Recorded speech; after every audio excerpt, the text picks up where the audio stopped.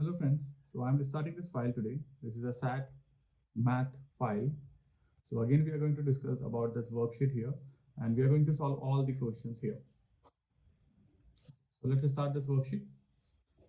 So we can start from the first question. As you can see here, we have to find the value of x. So O is the center of a circle as shown above and OP is equal to PQ and PQ is equal to QR. What is the value of x? So if I draw a line from here, so I can now see this is a triangle, okay? And here all the sides are equal. It means it is only possible when the triangle is equilateral triangle. And the value of each angle here is 60 degrees. Okay.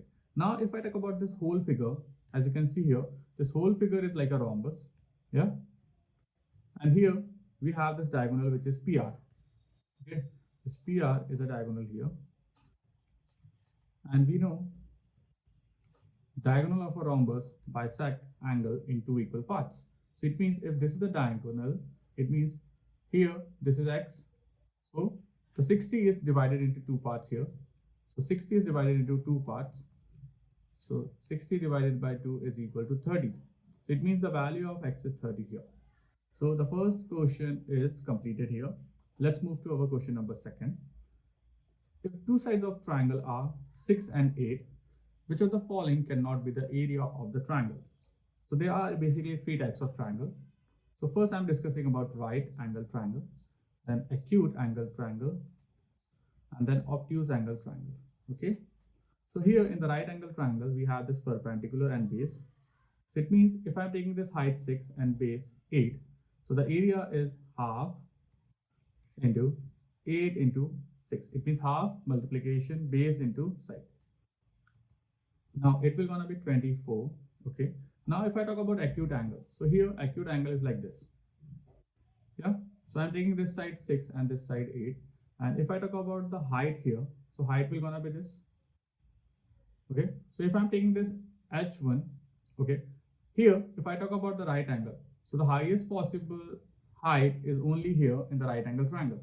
Okay. So it means this h1 is less than 6. Yeah, because this is a slant side here and this is a perpendicular line. So h1 is less than 6. So area of this acute angle triangle can also be less than 24 square units. So if I'm taking this a1, so area of this triangle is less than 24. Now what is obtuse angle triangle? Where the angle is obtuse. So this angle is obtuse here. If I talk about the height, so height will gonna be this. Okay. Now this time I'm taking this h2. Now let's see here, if I'm taking this 6 and this is 8. Okay. So here this slant side is 6 and the base is 8.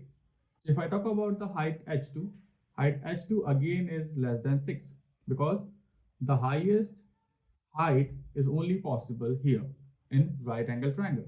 So the area of this triangle, which is A2, is also less than 24. Now we have to check in our options. Option A is correct, option B is correct, option C is correct. But here we are finding which of the following cannot be the area of triangle. So all these values can be the area of triangle because they are less than 24. Now if I talk about 25, it is not less than 24, it is 25. So here 25 is not possible. So the correct answer is 25. I hope you got the understanding of this. Let's move to question number 3. Here we have the equation of line and we have to find which graph is correct here.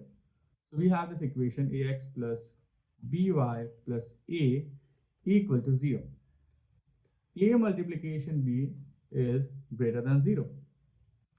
Now if we check about the condition where it is possible, so here if I'm taking a negative, b positive, so negative multiplication positive will gonna be negative. Okay, so here a into b is not greater than 0, so this condition is not applicable. If I'm taking a positive, b negative, so it means I have to multiply a, which is positive, and b, which is negative. So it means negative multiplication positive, again it will gonna be negative. Yeah, so this condition is also not working because a multiplication b is not greater than 0 here. Now if I'm taking a positive and b positive, so if I'm multiplying two positive numbers, so my answer should also be greater than 0. It means my answer should be also positive. Yeah. So first I can show this here, it is positive, and this positive number is greater than 0. Okay, so only this condition is possible here for this A multiplication B. Okay, now I am using Desmos here to show you how we can solve this question on Desmos. So my equation is ax plus by plus a equal to 0. Now we have this slider feature, so we can take the values of a and b. Okay, now here we have to take value of a positive and b also positive. So first I am taking a is equals to 1 and b is equals to 1. So I am getting this type of graph. Okay, let's take a different value. Suppose a is 1, b is 2. So I am getting this type of graph. If a is 1, b is 3, I'm getting this type of graph. Okay, so my graph is like this always. Now let's take a is equals to 3 and b is equals to 3. So we are getting this graph. So here we can take values of a and b only positive, and we are getting this type of graph here. It means we can check in our options. So here in option D we can see our graph is very similar. So option D is the correct answer for this. Let's move to question number 4 now. Here we have, if a and b are positive integers, a plus b is less than 15, then what is the greatest possible value of b minus a? So we are using this expression which is given here. Now first I want this b isolated here, so I am taking away a from here, so this will gonna be b and this will gonna be 15 minus a. Now I want to take away b from both the sides, so this will become b minus a and this will become 15 minus 2a. Now what I have to find? I have to find the greatest possible value of this b minus a. To find the greatest possible value of this b minus a should be minimum. Should be minimum. Okay, and if I talk about the minimum value, both are the positive integers. So the minimum value possible here is 1 for a. So if a is equals to 1, let's solve this for b. We are putting 1 here, 15 minus 2 into 1. So this will gonna be b minus 1. 15 take away 2 is 13. I want this b isolated, so I'm adding 1 both the sides. So it will gonna be b is less than 14. So I'm getting this value here. B cannot be 14, okay? And here I have to maximize my b because I am looking for the greatest possible value of b minus a. So b should be maximum here. So the maximum value possible here for b is 13. So we can put this value 13 minus 1. So I am getting 12. So the greatest possible value of this b minus a is 12. And this is my final answer for this. I hope it is clear to you. Let's move to question number 5. So this question we can easily solve on Desmos. But look at here. Okay. Here this question is not asking for the value of b. This question is asking for the modulus of b. Okay. So first we can put both the equations on Desmos and we can check the values. So first equation I think is b minus 8. It means we have to take x here for b. So b is x here. So x minus 8 modulus close is equal to 12. Okay. Now if I talk about the second, which is b minus 13, it means x minus 13 equal to 17. So I'm taking this here. X minus 13 equal to 70. Okay. Now we can check here what type of values we are getting. So if I am checking the value of the first equation, the value of b is negative 4 here on the negative scale, and we are getting one more value which is 20. Okay. So I'm writing this here, negative 4 and 20. Okay. Let's check for second equation. So again we can check for this here. Okay. So if I am checking here in the second equation, b value is negative 4 again, and I'm getting a new value, I think. Let me check. Okay, so I have to check a green color line. So here I'm getting this green color line on 30. So it is negative 4 and 30. So it means we are getting two values for b here in the first equation and two values of b here in the second equation. Now which value is common here? If we talk about this negative 4, it is common in both. Yeah. So this -4 satisfy both the equations above. Now we have to find what is modulus of b. So it means we have to put this -4 inside because the value of b is -4. Now if I take this out, if I solve this modulus, it will gonna be 4. So 4 is the correct answer for this. I hope it is clear to you. Okay, let's move to our question number 6 now. And this question is about linear equation. So first we are going to form linear equation for this. Not the linear equation, but we can take the variables. Okay, so we have this information which is train A, average speeds for its journey is at least 70 miles per hour and at most 100 miles per hour. If the journey is 7,000 miles long, then which of the following equation represents all possible values of time taken t by the train to complete the journey? Okay. Now we have the range of values from 70 to 100. So at least is 70 and at most is 100. Now there is a formula when we have to find absolute value function for range of values. Suppose if the range of values are given and we have to convert them in absolute value function. So there is a formula. So this formula says x minus midpoint. Then you can take the help of symbols which are here in the inequality, and then you have to write the difference. So what is basically difference and midpoint here? Now suppose the value of x is given here in this range. Okay, so value of x is greater than greater than equal to 10 but less than equal to 30. So here if I talk about the midpoint of 10 and 30, so it will gonna be 20. I can do this to find the midpoint. So 40 by 2 is 20 again. Okay, now what is the difference? We have to find the difference. What is the difference of this 10 from this 20? So it is 10. What is the difference of this 30 from this 20? It is 10. So here I got the values of midpoint and difference. So x minus midpoint is 20. Now I told you we have to take the reference from our question. So here we have this type of symbol. So we are using the same symbol here.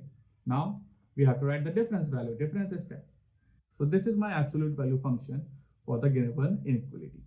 Now again I can apply this method here because basically I have to find the absolute value functions because we have options here which are absolute value function. So first let's think about the midpoint. So 70 plus 100 divided by 2 and it will gonna be 85. So midpoint is 85. Now if I talk about the difference of this 85 from 100, it is 15. Same for here. The difference of 70 from 85 is 50. Now we can directly apply our formula. And formula says x minus midpoint. Then you can take the help of quotient to put your symbol here, and then you have to write the difference. So if I talk about the alphabet that I have here, so variable is t. X is not here now, we are using t. So t minus midpoint is 85, modulus close. Now we can take the help of this symbol here, which is given here. Now, what is the difference? Difference is 50. Now, let's check which option is correct. So this option gone, this option also gone from here. Now we can check here. Option C is similar to this option. Yeah, the expression that we have got here, the absolute value function actually, and this absolute value function is equal to the option C. So option C is the correct answer here. I hope you got the understanding of this. Let's move to question number 7. Here we have information about Tina, Rita, and Agatha. So Tina is twice as old as Rita. Rita is 4 years younger than Agatha. If Tina, Rita, and Agatha are all alive 5 years from today, which of the following must be true on that day? So we don't have any exact information about the age. So what we can take the variables here. So I'm taking this Agatha equal to x. Now, if I talk about Rita, Rita is 4 years younger than Agatha. So it should be 4 minus x. Or we can write x minus 4. That would be a better way. Okay, so Agatha is younger, so it is x minus 4. Now, if I talk about Tina, Tina is twice as old as Rita. So it is 3 times of Rita's age. So 3 times of x minus 4. Now, let's assume the age of Agatha is 12 years.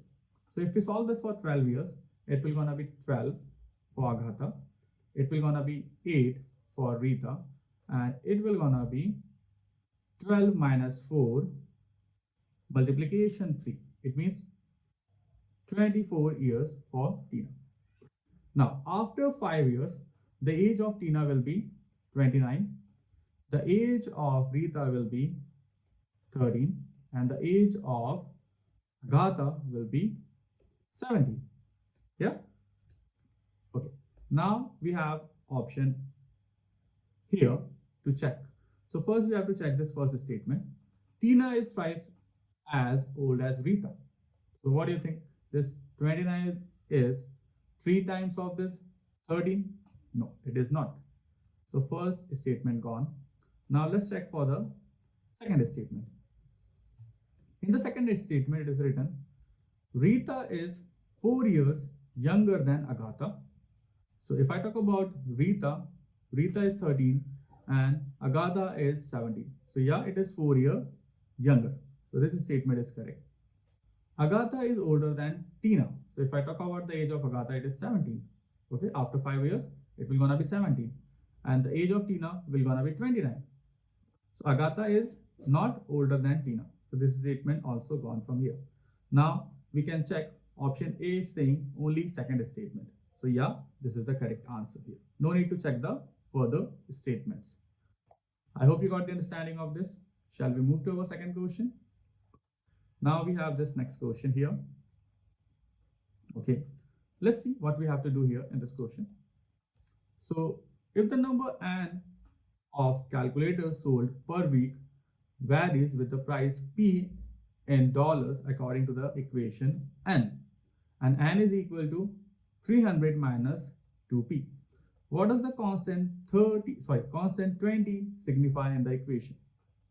Now, we all know about the slope-intercept form of an equation, which is y is equals to mx plus b. So here m is slope and b is constant. Now, we have to use the concept of interpretation of slope here. So what is interpretation of slope? Actually, slope defines what will happen to y when x increases by 1 unit. So remember this statement, x will always increase by 1 unit. So if x increases by 1 unit, we have to check with the help of slope what is happening to y. Let me take an example for this here. If the equation is like this, y is equals to 2x plus 3. So I told you x always increase by 1 unit. Okay. So here I am writing the statement, it increases by 1 unit. I have to check what will happen to y. So here the slope will tell me what will happen to y. So slope is positive, it means my y value is also going to be increased here. So y increases by how much? Y increases by 2 because the value of slope is 2. So y increases by 2 units. Okay. Now we can compare this equation which we have here with this slope intercept form equation. So this is y is equals to mx plus b, and here I have n is equals to, I'm putting this negative 20 first and 30 back. Okay, now we can compare. What is the value of slope? It is 20 here. Now if x increases by 1 unit, y decreases because this time we have negative slope. By how much unit? 20 units. Okay. So we can check in our options. Here P is x, okay, and N is y. So here in the option A, it says the change in the revenue with each $1 increase in the price. Okay. So what is revenue here? Is it revenue here? And no, it is not a revenue. Okay. And is number of calculator sold. Here in the second statement, this is statement gone, first statement. Now in the second statement, the change in the number of calculator sold with the increase of $1 in the price. So yeah, this statement is correct because if x increases by 1, this time y increases by 20. So y is decreasing by 20 here. So it means change is happening on the value of y, and y is nothing. Y is the number of calculators. So this statement is the correct answer for this. I hope understanding of this question is clear to all. Shall we move to the next question? Okay. So we are moving to the next question. Here we have this question, okay? So if function fx is given here, which of the following is an equivalent form of the function f in which the minimum value of function appears as a constant or a coefficient? So whenever there is a word constant or a coefficient, it means this question is asking for the vertex form. What is the vertex form? Vertex forms of a parabola is y is equals to a x minus h plus k square. So this is the vertex form. Here h and k are the coordinates of vertex. Now we can check. Here this option A is not in the vertex form. Okay. Option B is also not in the vertex form. But we have to check for option C and option D because they are in the vertex form. Okay. So if I talk about this here, first I'm going to put this equation. Okay. This function equation, which is fx is equals to x minus 3 and x minus 5. So I'm going to put this equation on decimals. So function of fx is equal to x minus 3 and x plus 5, isn't it? Okay. Now I'm going to check the option C here. So we are getting this beautiful parabola here. You can see here we have this vertex -1 and -16. So I am checking the third option here, and this third option says it is x minus 1 2 minus 14. Okay, so here we have x minus 1 2 negative 14. Okay, so it means this 2 is showing actually a power here.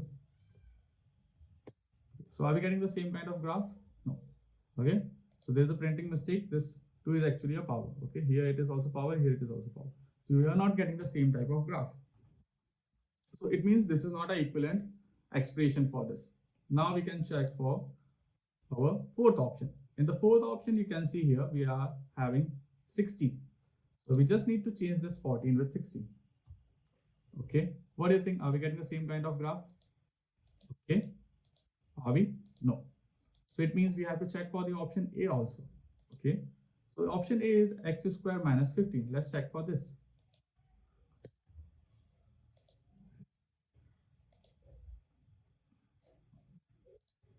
Okay, there is a plus here. Sorry, my mistake. So in option D, we have x plus 1 whole square minus 60. So now you can see here, both the graphs are overlapping each other. So if I click on the first equation, there is a blue color graph here. And if I'm clicking on the second equation, it is a black color graph. So they are overlapping each other. It means they are equivalent. So here option C is the correct answer. Not C. Option D is the correct answer.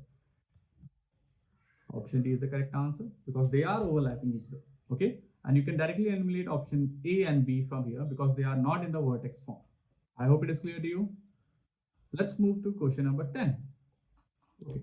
So here, if function of fx is given x square plus bx plus 2b square.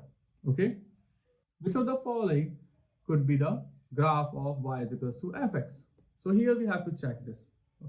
So suppose if I am doing like this, x square plus bx plus 2b square. Yeah. So what I'm doing here, I'm putting this equation on decimals. Okay. Okay.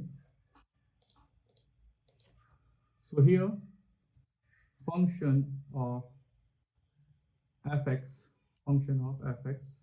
is equal to x square plus bx plus 2b square. Yeah. Now we can use this slider feature here. We have this feature on decimals. So we are going to use this feature here to check for different values of b. So suppose if I'm taking this positive value here, I'm getting this type of graph. Yep. Now I'm moving my cursor and I'm taking the negative values. Okay.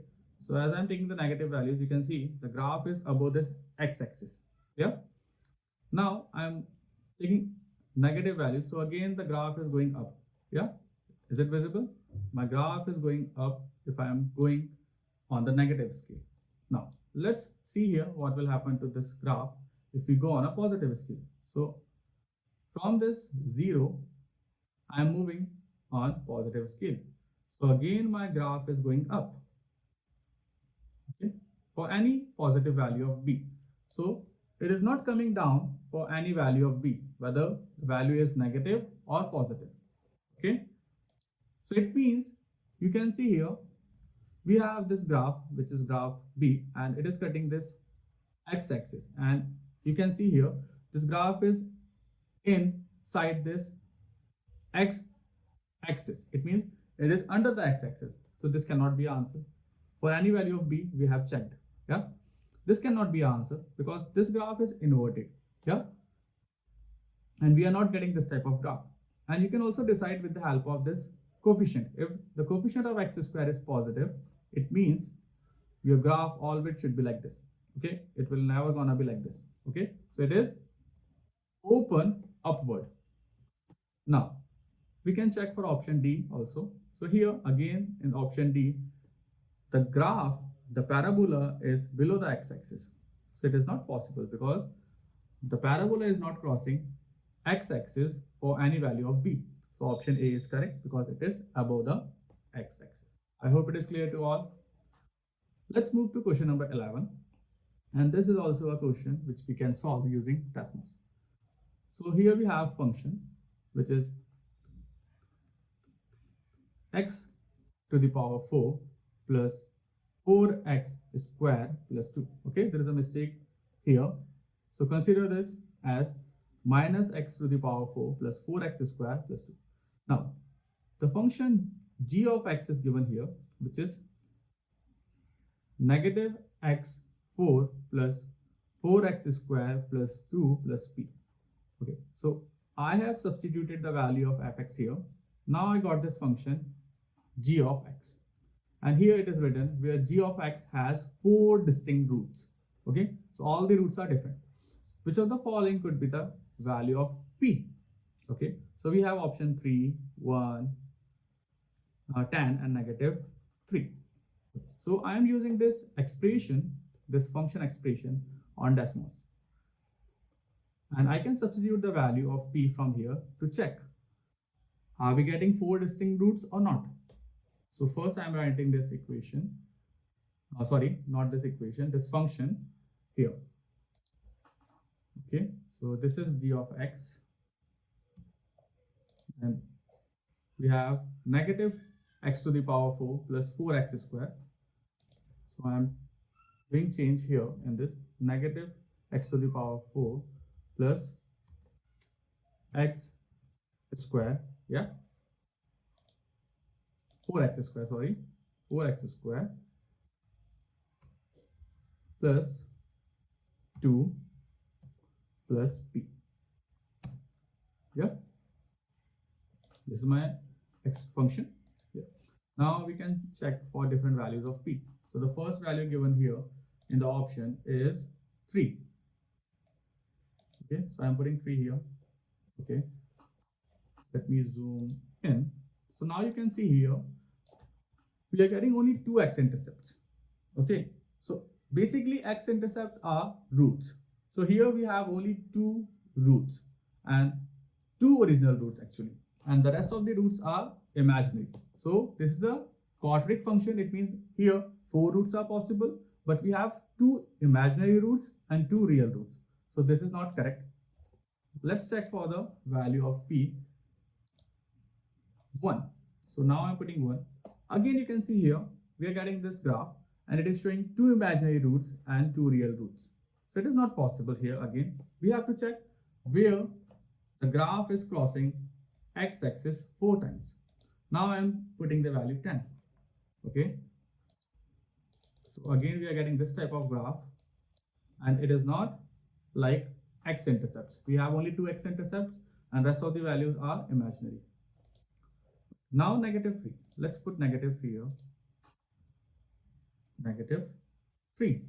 So now you can see here, we are getting 4 x-intercepts and all are different. This one is different, this one is different, this one is different, and this one is also different. Okay, so basically we are getting 4 different x-intercepts. It means 4 distinct routes. So if I talk about the answer of this question, the last option, which is negative 3, is correct. Because when we are putting the value of p equal to negative 3, we are getting 4 distinct routes for this function of gx. I hope it is clear to all. Let's move to question number 12. Okay, so this is a trick type of question here. So let's read this question. A magician mark off on the stick of length 1 meter. Yeah, so suppose this is a stick of 1 yard in thirds and fifth and break the stick at the marked points. Okay, so first if I divide this stick in 3 parts, because first we have to find for this. Okay, thirds. So 1, 2, 3. So we have 3 parts here. This will gonna be 1 by 3, this will gonna be 2 by 3, and this will gonna be 3 by 3. Yep. Now you can check here. Now the magician is marking here in the fifth, okay, in the fifth, and break the stick at the mark points. So first I am marking here 5 points, 1, 2, 3, 4. So let's mark this from here.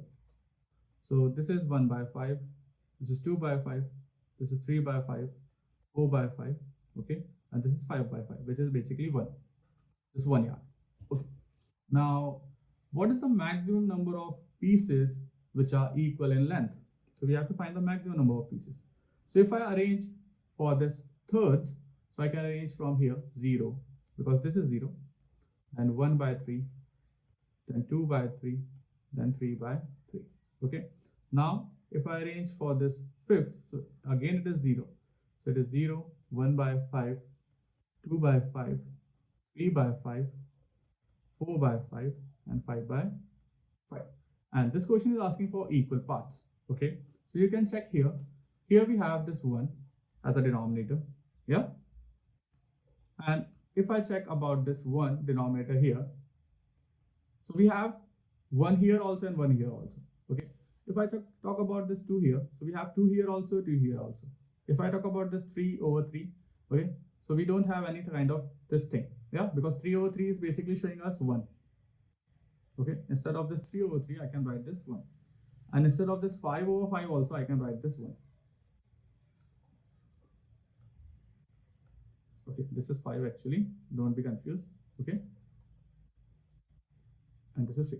So here I can see we are getting only 2 pairs, and this one is our first part, this one is our second part, this one is our third part, and this one is our fourth part. So 4 parts are of equal pieces here. So this question is asking what is the maximum number of pieces which are equal in length. So after breaking the stick, we have seen like 4 pieces are equal in length. So this option C is correct here. I hope you got the understanding of this question. Now we are moving to question number 13. So it is given that A, B, C, D, and E are integers, and we have this type of expression for the integers.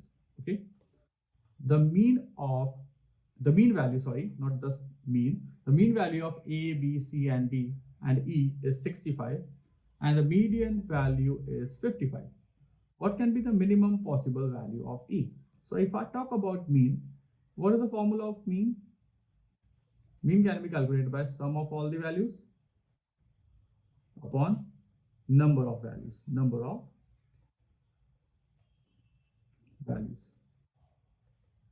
Okay, so here we have to see how we can use this formula. So we have the value of mean, which is 65, and here we have A is less than B, B is less than equal to C, C is less than equal to D, and D is less than equal to E. Yeah. Now if I talk about the mean, which is 65, it means I have to do the addition of all the terms plus E, and I have to divide this by 5 because there are 5 integers, 1, 2, 3, 4, 5. Okay. Now what is median here actually? Median is the middle term. Okay, and here I can see the middle term is C. Yeah. Now median is given also here 55. So value of C is basically 55 here. Yeah. Now if I put the value here, let me solve this. So I can cross multiply this 5 here and I can put the value of B here. Sorry, C, which is 55 D plus E. Isn't it? Okay. Now you can see here we can solve this. So this will gonna be 5 and then 30. So 30 plus 2 is 32. So it is 325. Okay, after the multiplication, we are getting this 325. Now let's put the value of, okay, value of C is already here. Okay, 55 plus D plus E. Now we can remove the 55 from here. So we have to take away 55 from both the sides. So it will gonna be 270. So we are left with A plus B plus D plus E. Now, what we have to find? We have to find what can be the minimum possible value of E. Okay. So the minimum possible value of E. How do we check this? Okay. What do you think? We have the value ABD. So to minimize this value E, the sum of these three values should be greatest. Okay. But here we have the median, which is 55. Yeah. So these all values can be 55 only. This is the highest value for A, B, and D. 270. So if I add 55 plus 55 plus 55, it means 110 plus 50, which is 160, and this 5, so it will gonna be 165. Okay. Now we have to find the value of E. Okay. So if I take away 165 from both the sides, I can get the value. So I'm doing the calculation here to show you. So if I take away 5 from 10, so it will gonna be 5, then 0, then 1. So I'm getting this 105. So this can be the minimum value of E, and this is the answer for this question. I hope it is clear to all. Now we have this question number 14. Let's try this question. Okay, so here given list of 6 terms. Okay, so we have 6 terms and we have this variable also. Okay, so 5 terms are in number and 1 term is here, which is given in the variable form. What will be the value of X so that the standard deviation of the 6 terms is minimum? So standard deviation should be minimum here. Okay, we have to keep this in our mind. We have to decide the value of X so that the standard deviation will be minimum. Okay, now what do you think? What is standard deviation? Okay, how much a data is deviated from the mean value or from the middle. Okay, so it means our data should lie very near to the middle value. Okay, so what we have in middle here? So if we check, this is 55, this is X, then 175, then 160. So it means we have these 2 values which are in middle. So we can take the average of these 2 values. To find the average, we have to add them together and we have to divide the sum by 2. So 17 plus 17 will gonna be 340. Okay, it means we are doing the addition of 170 and 170, and then we are taking away 5 from there.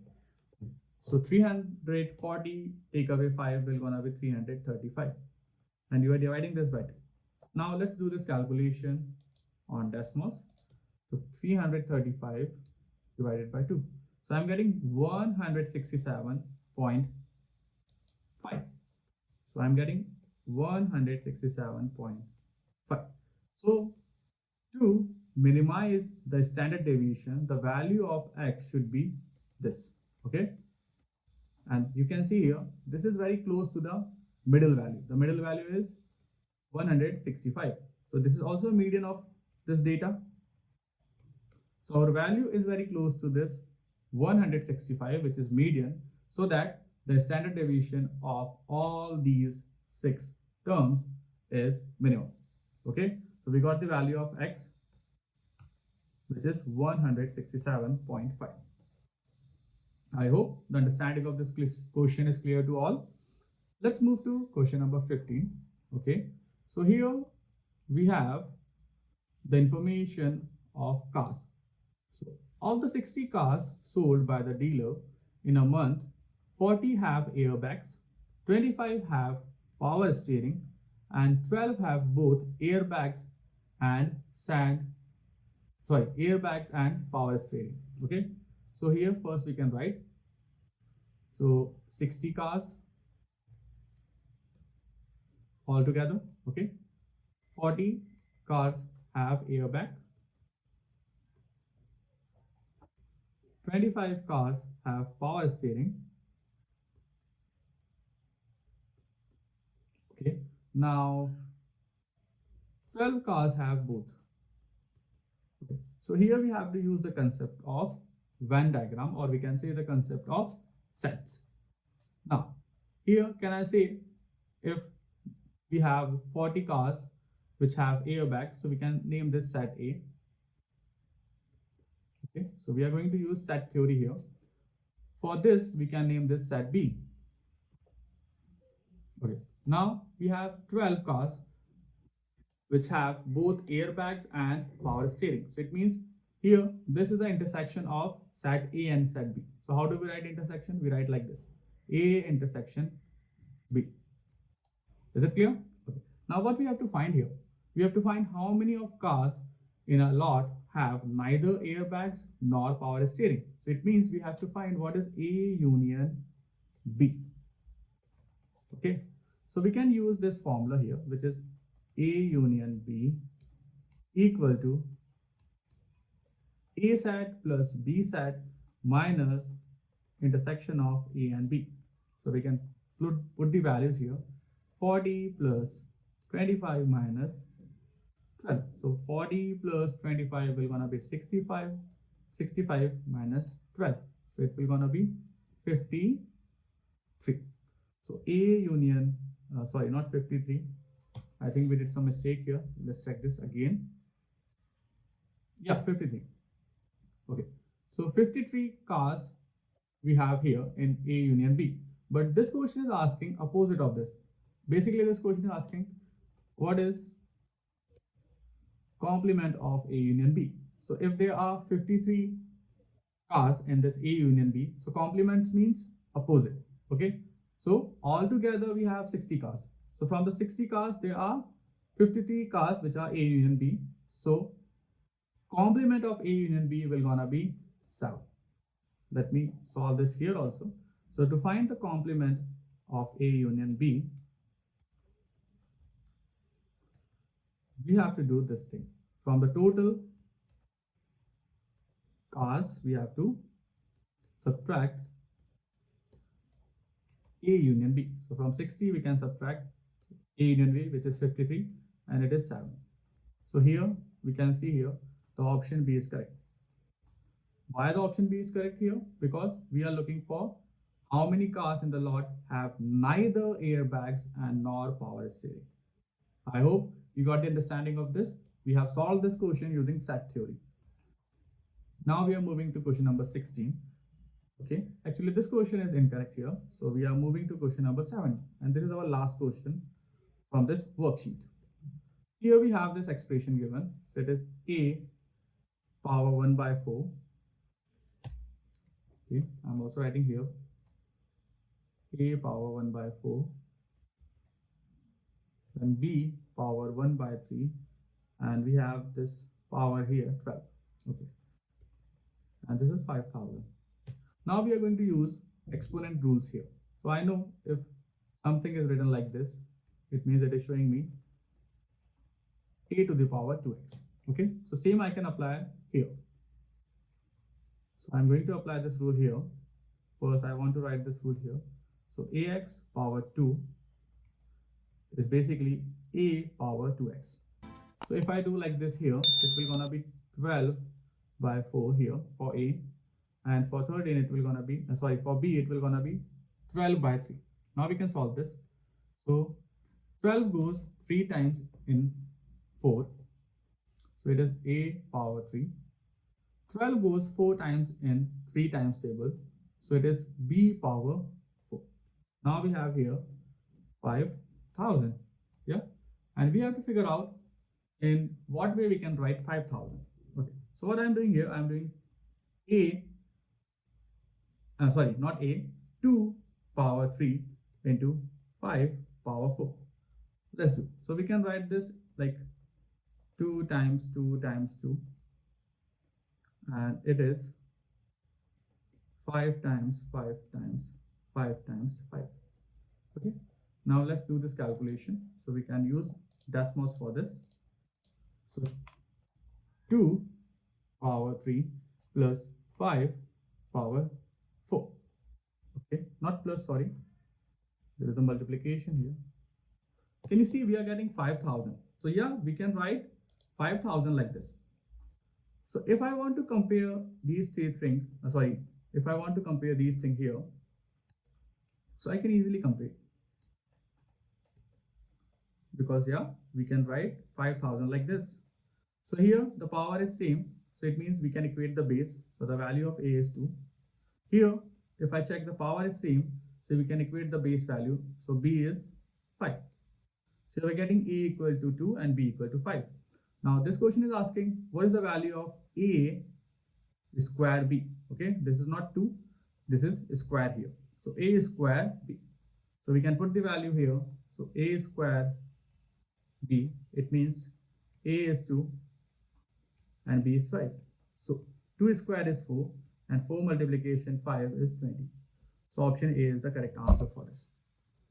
So that is all for today's session. We have completed 17 questions from this worksheet. I hope you all have got the understanding.